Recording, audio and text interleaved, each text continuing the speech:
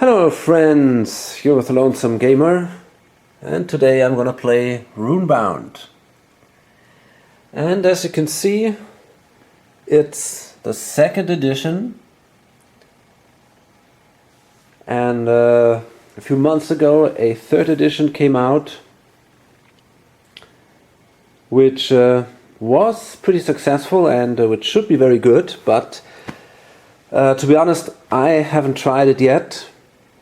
I'm also not sure if I will, simply because, well, these fantasy games are not exactly my priority right now. I got a few of them, invested a lot of money already, and basically I do love the ones I have, and I don't get them enough on my table, so I don't really see a reason to get another one. I'm going to play with the expansion, the Frozen Wastes, and in addition the Drakes and Dragon Spawn card expansion. I'm going to use the solo rules of Mr. Skeletor. You can find them, I think, still on BGG. In addition, I'm going to use lots of house rules, as I usually do with my Runebound videos. Okay, let's set up the game. Okay, so the game is set, and if you haven't seen me play Runebound until now, I strongly recommend you simply watch the base game. First, I explain the rules there in detail. I explain also my house rules. There's a lot of them. This time I'm gonna only go into detail for these Frozen Wastes expansion. So the Frozen Wastes cards are here. The Drakes and Dragon Spawn cards are here. You probably know it. I'm gonna roll when I face a challenge. On a die on a 1 to 4, I'm going to draw from the Frozen Wastes, otherwise I'm going to draw from the Drakes and Dragon Spawn deck. Threat Track is over here. The market cards are already there. There's something special with this sucker here. He's called Arshan, and he sits up here in Green Vale. And there are two ways to win the game. One way is to find a princess, and to find the princess, which is actually her or his bride. There's a pretty weird story about some, I don't know, I think it's about some extraterrestrials who've landed there, and then the bride got lost. I don't know what it. This is all pretty weird stuff, but it's not that important. The thing is, we have here these cards, and if there's a specific symbol on a challenge card, that would allow us then to draw one of these cards. And if we got some, I think about, I don't know, 5 or 6 cards, something like that, we will be allowed to find the princess. And if we did that, we gotta escort the princess to Green Vale. And if we make it there with the princess, and there are some special rules from Mr. Skeletor, which make it a little harder in solo game. And if we then make it to the princess, to Green Vale, these two guys, this very charming looking guy, with his wife, which isn't less charming looking at all, they are united again, and they're gonna be, well, happy absolutely, and probably for the rest of their life. If this doesn't work, and if we're too slow and we cannot find the princess, we have another chance of winning. We can simply march there to Green Vale and fight this guy right away. But this is a tough one. He's not gonna be killed easily. Okay, another special rule of this adventure is there are rumors of legendary items which are somehow hidden in the Frozen Wastes or on the map. And these legendary items are usually specific items that are specifically marked from the item deck, but of course I didn't like that. I threw it all together. All the items are now part of my usual gaming. So I simply took some random items from the deck, placed them here. They turned out to be pretty good, I think. And also quite some different value. We have a value here of 3, for example, and we also have a value here of 13. So, yeah. And so there's a great range here. And they can be found by finding these rumor tokens here. And this happens also by completing some challenges, killing monsters. Some of them will then allow you to gain a rumor token. Okay, so we have now here our hero, and this is this lady here. I think she doesn't have a horse, but still I'm pretty sure that's her. That's Jaina of Sharoon, a Sarkosen freerider. You gain 2 additional movement dice during your movement step. I think that's really a powerful ability on this map. Gain skills, diplomacy +2, jump +2, lore +2. The celestial host guides my hand. Mind of 3, body 4, spirit 2, health 5, and endurance 4. So I think she's pretty good, actually. So we get these 2 additional dice in addition to these ones here. Luckily, I once bought a second set of this game, so I got these extra dice. Okay, and yeah, we start here in the middle. So,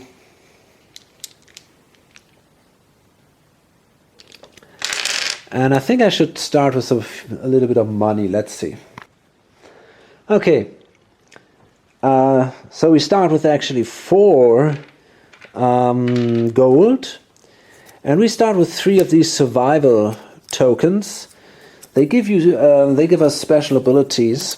The most powerful is probably that one here, the flare crystal. We can use this thing at the end of our turn, place it underneath our character, and then at the beginning of the next turn, we will move directly to the closest town. So that's pretty cool.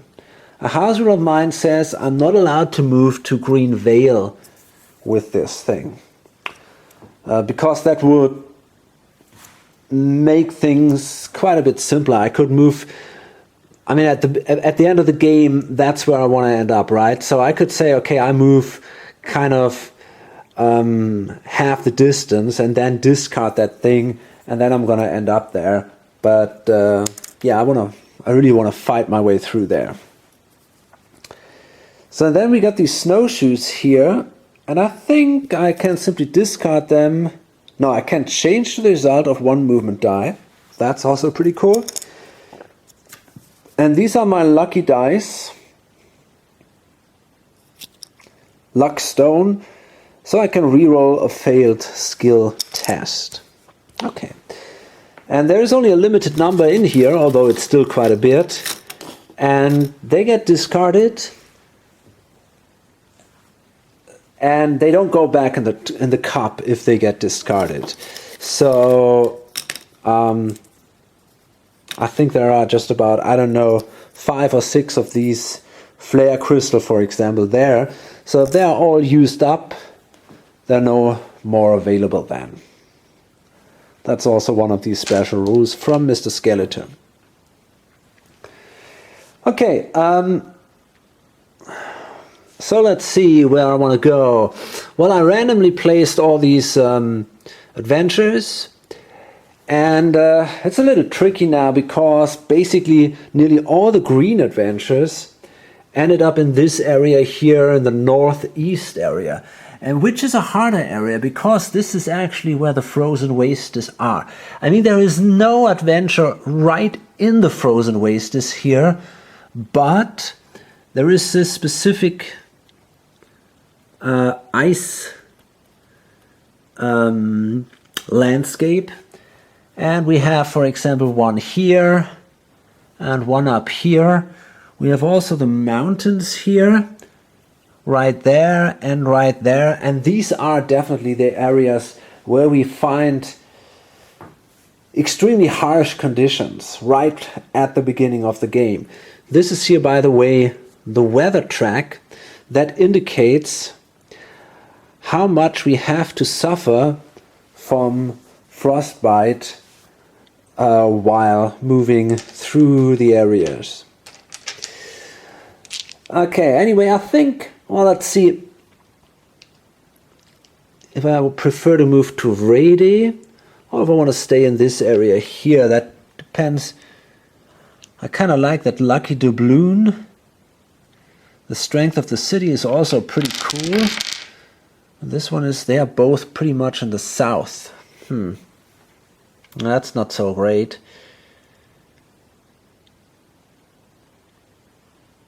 Sister Celia. Well, maybe that's hard to tell, actually. Hard to tell. I mean, over here in Vrede, we have this Urien the Acclaimed. When you purchase healing in town, you may discard an additional heart or wound from your hero or ally for each gold you spend. That's pretty good. He's not the best fighter, but also not that terrible, and he costs $5, so that's an option. In addition, we find there the Sword of Frostgate, but I'm pretty sure that's too expensive for now. The yellow area, that's where we are right now. We have also pretty expensive things. I'm pretty sure we cannot use them. What about the green one here? Sister Celia is there. May take 1 exhaustion to receive a +2 bonus to attack roll. That's not bad. She's good in magic, so she definitely could be of some use now. So let's roll the die. Okay. And now we gotta adapt to these new symbols here, and that's not gonna be so easy. But I think after a while we're done. Okay.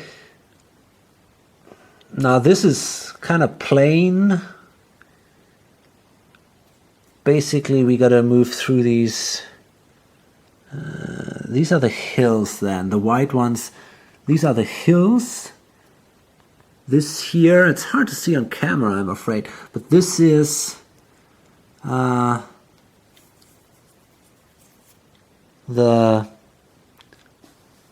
mud, or what you want to call it, the swamp, basically. And of course, these are the mountains and these are the forest, right? Okay, we need hills. Shit, we don't have many hills here at all. Oh, shit.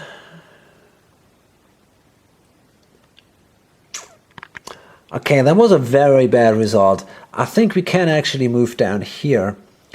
So by using twice the water and then the hills, that would allow us to end up here. That's at least something. Okay. So then we roll a die and we see from what pile we draw. That's a standard one. And okay, this is Howls in the Night. The dire wolves are massing and a terrible baying can be heard echoing across the continent. Players suffer a -2 penalty on all combat rolls against challenges with the word direwolf in the title.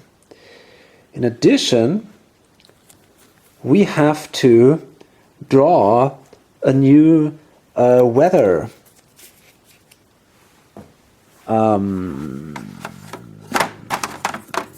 whatever. Here, it's this one, I think. Wait a minute, it's a green star. So let's see. Might be that one then. Yeah, there we have a green star. So that means the weather changes now. And but it's not getting better, right? I mean, that was really cool. Here we had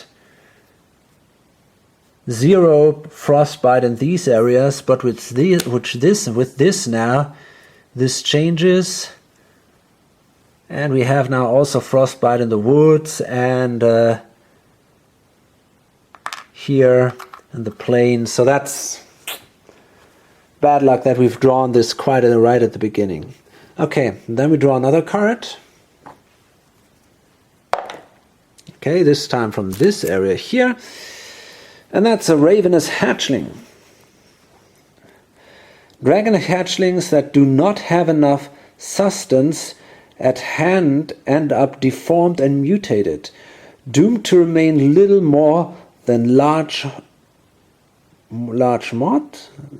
mauled beasts. They inflict terrible wounds that heal slowly. Okay. If your hero is knocked out by this challenge, he keeps 1 wound when he moves to a town. Discard the rest of your hero's wounds, and fatigue is normal. Okay. That's not easy. He's pretty good in close combat. He's got 3 life points. So let's see. I think I'm going to attack in magic. So I got a defeat here. I need a 7, which I have. I need an 11 in the melee combat. That's not so easy, but I have that easily. Very good roll here. And now I need a 6 in the magic combat, and I also have this. Very good. So that means this is the first wound for the hatchling. Oops. There we go. Kind of prefer to roll here, to be honest. Okay, and we continue. That's just an 8. But that's good enough. We needed a 7. Now again, the hard one, we need an 11 to be successful here. And we made it. And finally a 6. And no problems here. So that's the second wound, and that means we need to survive maybe only one more turn. So the first one, and that's only a 6. That sucks, so we take a wound. The hard one now. Shit. Oh boy. 2 more wounds, so we better now kill this guy. Otherwise we'll end up in trouble. And we make it. And that gives us then a green experience marker and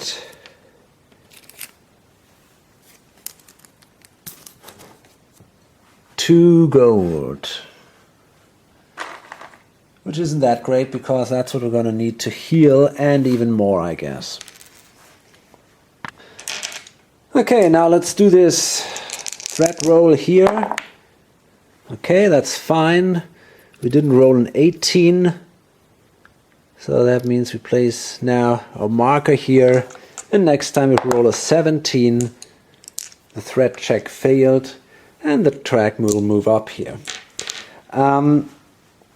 Okay, we come to the next turn, and now we roll for movement, and I think I want to make it into the city here, or maybe back. Hard to tell. I might simply move back. Maybe that's the better idea. Okay, now let's see where I can go.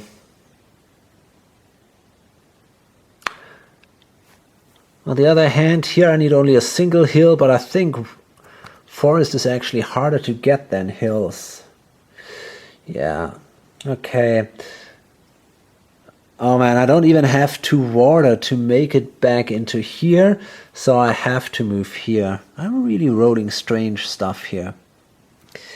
Fine, okay, I'm back in the city, and before I can do this actually, first I roll for movement, and this is kind of weird. I don't really get that actually.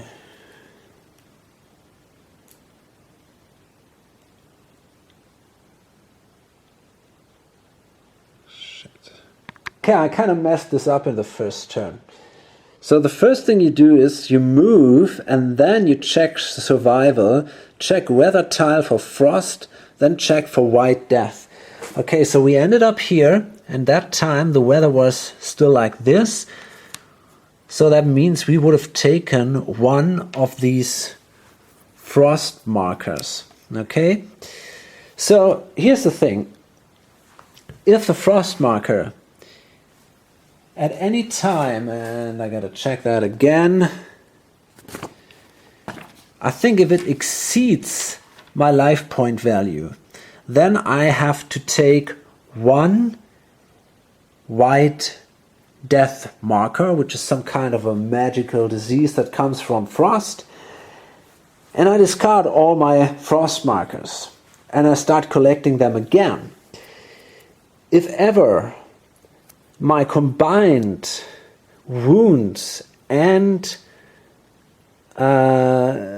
white death markers are equal to my wounds, my health value, then I'm knocked out. Okay, so basically these things are the same as wounds. I just have to check now. You can heal the white death only in Onoid villages. So these are the villages with this campfire symbol, or in Vrede, where there we have also a campfire symbol. In addition, let me see, we have, you can cure frost simply if you at the beginning of the market step. Yeah, okay, that's it. So as long as it's not white death, but only frost, it's not such big a deal. Okay, so now we make it into the city, and we simply heal there by paying $3. It's kind of painful, but I think I better do it anyway. And then I can also heal my frost there. Okay, in addition, we're going to draw a market card. Now I could actually afford this sucker. Orphan of the Moon. Orphan of the Moon may take 1 exhaustion to allow you to draw an additional card from the market deck to add to the market stack of the town you are visiting. Just because the church raised me doesn't mean I follow the rules. Now actually, I think this is not bad. You know, this guy, yeah, I think I'm gonna buy this guy, because basically he simply gives me 2 more life points, and that can be very valuable at the beginning of the game. He's not too expensive, so yeah, I'm gonna buy this guy as an ally. Okay, cool. Now let's see the threat roll. Ooh, that was close, but I made it. And then we're going to roll again. And actually I think I should have used 1 less die when I rolled for movement because I was injured. But that's not too important right now, I assume. So let's see if we can make it here somewhere into the mountains and try to do these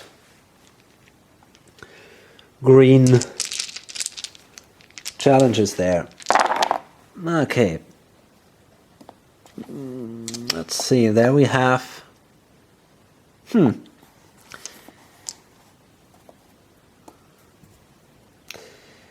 Okay, we got... Do we have any woods? No, yeah, that's great. So we're gonna move this way. We only have 2 hills, which might still be enough. Okay, now let's see if we can do this somehow.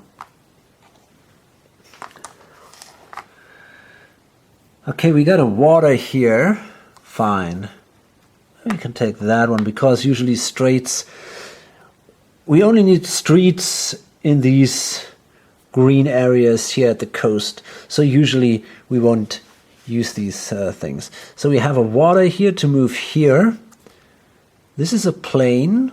And here's the thing. Sadly, we only have 2 plains. And we only have 2 hills. So it doesn't work like that. It sucks.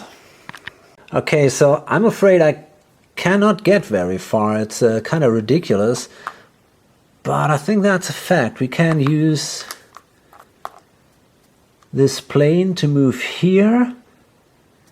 And we can use the hills to move here.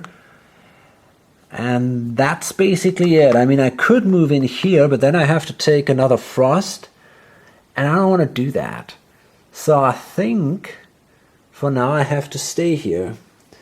That gives me 1 frostbite. And we simply roll again on the threat track. Lucky again. Oops, shit. I think this guy was here. And then we gotta roll again. Okay. By the way, I wonder if my heroes, and I'm pretty sure that my allies also take frostbite, which sucks.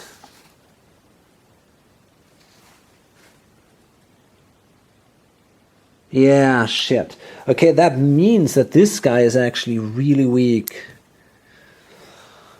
Well, okay, so he might die pretty soon. Okay, let's roll again now. Okay, we have now... Well, at least I think we might be able to move into the mountains now. Yeah, okay, we got 2 hills and a mountain, so that allows me to move right here. And that also means that we got to take 2 more frostbite. Now that means again that this guy takes now a white death, and if he now takes another wound or another white death, he's actually killed.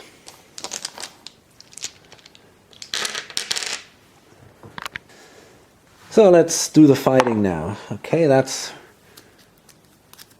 now standard 1, Goat Flame Wisp. Okay. The Onoid warn travelers not to trust the lights shining in the distance at night. Goat Flame Wisps use their ephemeral forms to lure the unwary into the freezing darkness. Okay. Any phase, Cold Flame Wisps ignores all damage except the first wound inflicted to it during each attack. Okay. So, that's not good. But okay, they're not that terribly strong. So, let's see. First we start in a... This guy attacks, the Orphan of the Moon. He needs a 10 to hit. Ah, shit, he doesn't have that. But they don't do any damage in ranged combat, so that's okay. Then I need a 5 to be successful here, and I'm going to do attack in melee combat here. Oh, wow! What a roll! Okay, so that's definitely a hit. And finally I want to defend myself, and now I need a 14, and yeah, that's not going to be easy. I didn't make it. Okay, so I take a wound now myself. And we're going to start again. So now this guy actually will attack. And he made it. Very good. So that's the second wound. And now I'm going to attack. And if I roll now a 5, the challenge is done. And I made it. Cool.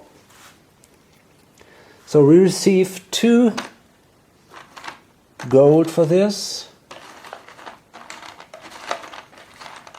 And were quite successful.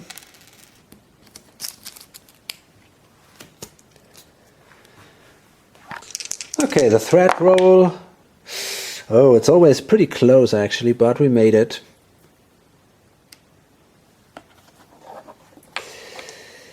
And then I continue. I'm going to try to attack this guy here. I'm going to move there right away. That means, that kind of sucks, I'm going to take 2 frost. Now that gives me 1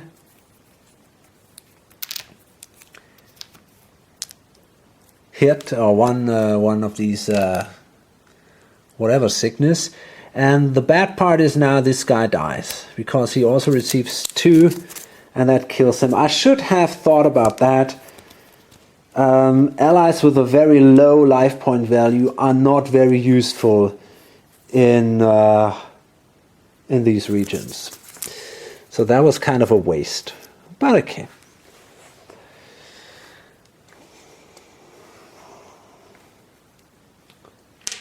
So let's see what we can do here. Okay, that's again from the Frozen Wastes expansion, and that's an Ancient Scout.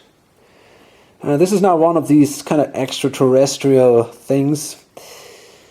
So that has a value of life point of 2. What? Some tell tales of smaller ancients round with glass eyes. What? Ah, smaller ancients round with glass eyes. They seem content to observe unless they are threatened.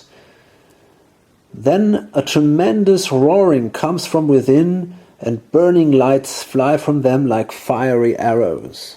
Okay. Well, these guys are pretty strong in... This is now a little dangerous.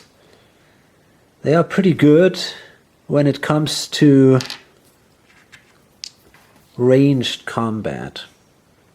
And I already have 2 wounds. So that's a risk. Okay, that's not going to be easy, but I'm going to try it anyway. So I'm going to attack with my ranged combat, because if I don't make it, if I don't hit, I got to try to flee anyway. And then there is a risk that I die. Okay, let's go for it. I mean, I got to try it now. Let's see. And I made it. Very good. That was important. So that gives me a hit against him.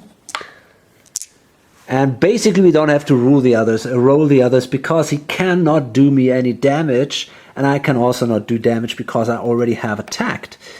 So now I cannot re-roll a combat roll with the luck stone. That's a sad thing. Now I gotta try the same thing again, and yeah, let's hope for the best. It would be awesome to hit here. Come on. Ah, yeah, I did it. Wow, that was close. I already thought, oh no, with a 3, but I managed to roll my 10. So yeah, that's it. I killed that thing without any problems. And that then gives me actually my 3rd experience point.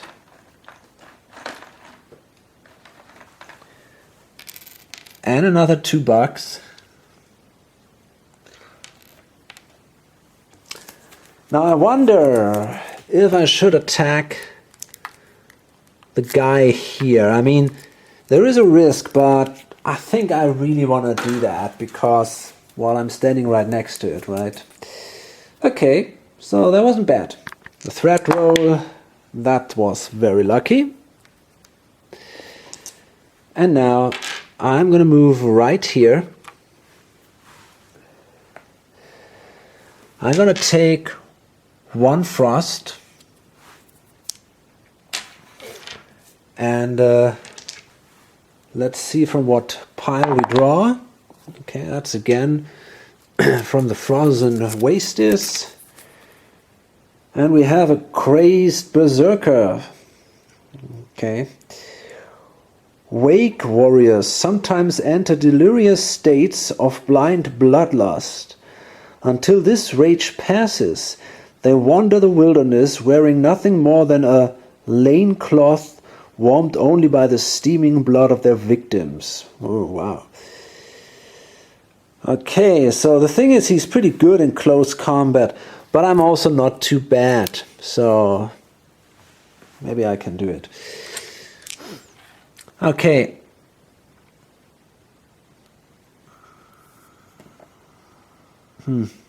Hard to tell. Okay, I think I want to attack in ranged combat. So I need a 7 to be successful, and I managed to do this. So he takes a wound here.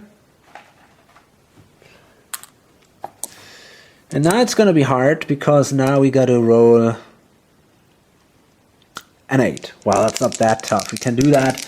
But if we don't manage to do this, we take 2 hits, and that would be bad. No problems here. And he can't do us any damage with the magic attack, so we don't have to roll that. I'm going to try again here, rolling a 7 for the ranged attack. That was a success, actually. No, come on. Yeah, great. Very good. So the interesting part is now and it gives him, of course, another wound. And then we come to the melee combat step, and we made it again. Very good. Let's forget about the magic one. Let's do our last magic, ranged combat. So if we roll a 7 now, we've won. And we did it. Cool, it's looking good. It's just going really well. So we killed that guy. That gives us then our 4th adventure marker.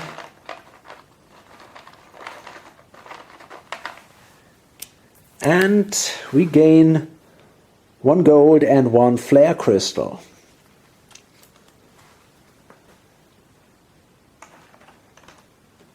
Okay, that's pretty good. We have now 6 gold and 1 of these crystals. Fine. Okay, I think I still have to roll the threat die roll, and this time we didn't make it, so this goes away. The threat track goes up. And there is now another special rule here, which says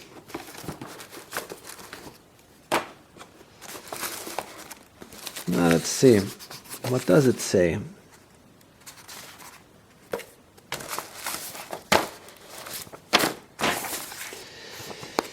Here, threat track. No, that's not it. Legend cards. Each time the threat level rises, roll a die and discard the face-up legendary item in the line that corresponds to that number, drawing another one to replace it. If you roll a number higher than 6, no changes to the lineup are made. Okay, now let's see. That's a 3, so we gotta discard that one and draw the next one. Okay, fine.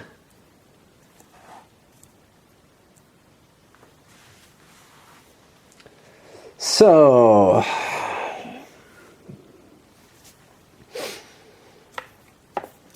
I think for now I want to move in a city. That's for sure.